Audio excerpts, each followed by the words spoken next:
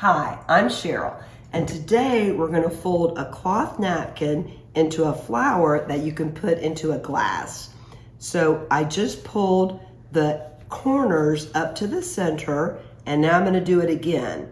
So this is the second time I'm pulling the corners up to the center. This napkin is 17 by 17 inches, and it maybe has some polyester, but more cotton than polyester. Now I'm going to do it a third time. So this is the third time that I've pulled the corners up to the center. And it doesn't have to be perfect because nature isn't perfect, right?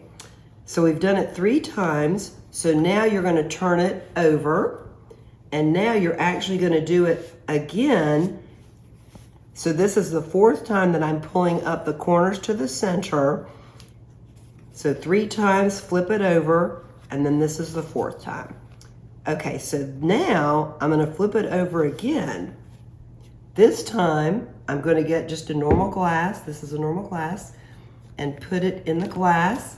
I'm using a knife. You can use whatever you want. And then we're going to pull back the first set of petals. There's 1 petal, there's the 2nd, there's the 3rd, and there's the 4th. Now we're going to pull back the 2nd set of 4 petals. There's petal number 5, petal 6, petal 7 is tucked down in there, and petal 8. So now we're just going to put on some finishing touches. And there you go, your beautiful flower. And if you'd like, you could add some mini marshmallows to the center. And that's my 2 cents worth.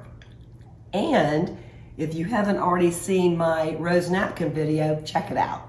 Thanks.